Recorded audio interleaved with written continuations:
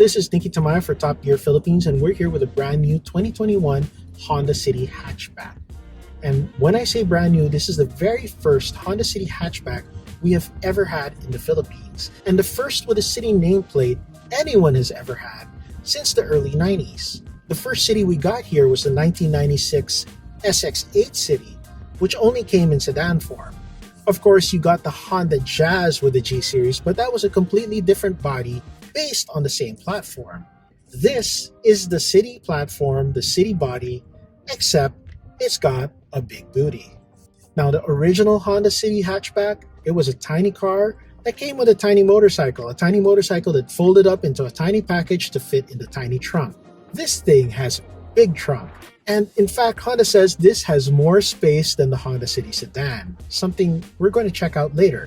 But is that extra space and the form factor enough to woo Filipino buyers away from your typical sedan? I mean, Filipinos only buy two things. They buy sedans or SUVs.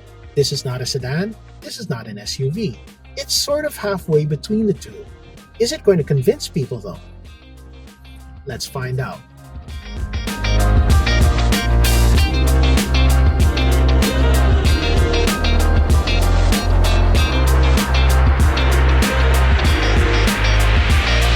Now, in terms of styling, there aren't many surprises here.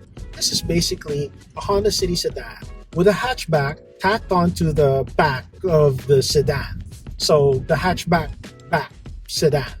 So it's got the long low lines of the Honda City sedan with a nice hatch. It's a curvier hatch than on the Honda Fit, the new Honda Fit that we're not getting here. And I'm kind of glad because the rear end of that Honda Fit is sort of a hot mess. This is very cohesive. This is very nice styling, very conservative though compared to the Fit, but that's probably a better fit for Filipino buyers. Unfortunately, this nice styling is hidden under all this gray paint on our tester. Our gray tester with gray wheels and black interior. There's not much color here. You've got red accents on the interior, red accent lighting, red accent stitching, but it's all very dark, and you probably should bring a flashlight if you park this indoors because you're going to lose it in a parking lot. That said, it is a very pretty interior. Got good textures, got good shapes, everything feels nice. Granted, the seats aren't full leatherette, but I would rather have this nice sort of suede-like, Alcantara-like fabric that's very soft and it's very cool, rather than having hot, sticky leatherette under your butt. Because I enjoy leatherette, but I enjoy not sweating through my butt in traffic even more.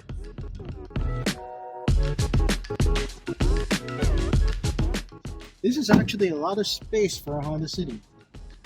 Look at this. Legs folded test, passed with flying colors. But this, let's see.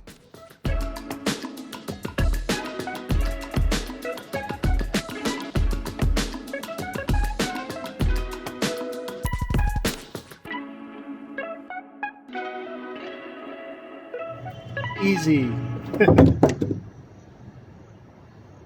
Okay, easy.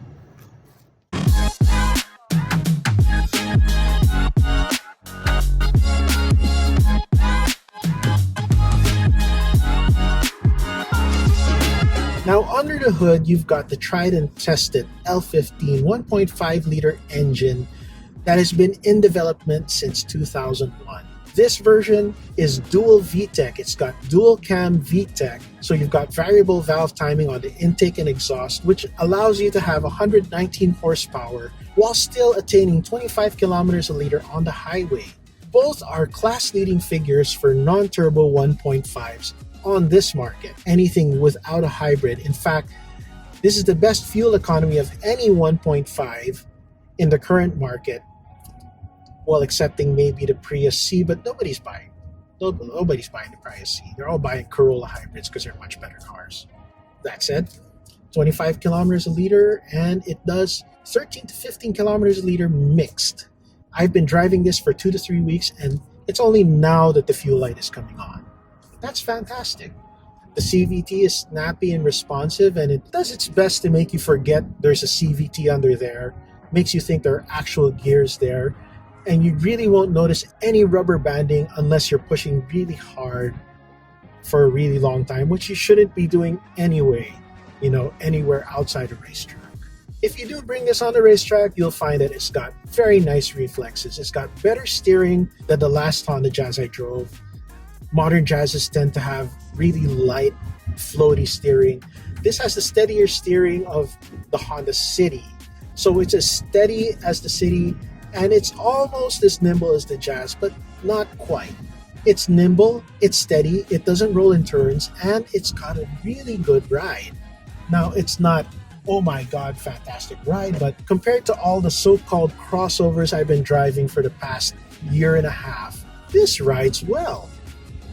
Now, the problem with a crossover is you've got 2 or 3 extra inches of suspension stroke, and you've got so much extra weight that they have to give it stiffer springs, and it just rides much worse than a sedan or a hatchback of similar capacity. And this is proof of that.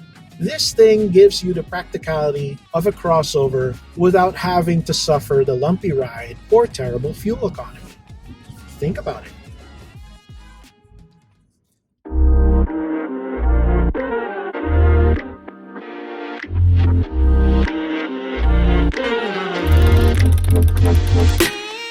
So in the end, was it a good idea for Honda not to bring in the Honda Jazz, to instead bring in the Honda City? I'd say yes. This car would appeal more to local buyers if they weren't buying a crossover. With so many crossovers on the market, it's going to be hard to sell any kind of hatchback. It was already hard to sell the Honda Jazz. The Honda City Hatchback might appeal more to more practical-minded, more utilitarian Filipino buyers, but it's not much different from the Honda Jazz. In fact, it lacks some of the Jazz's style, and I am going to miss the air-conditioned cup holders.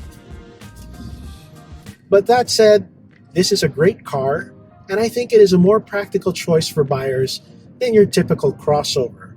Whether the buyers agree with me or not, we'll see. I doubt that it will sway many crossover buyers, but it may pick up quite a few sedan buyers with its more practical form factor, its more practical shape, and let's admit it, this is a pretty good car.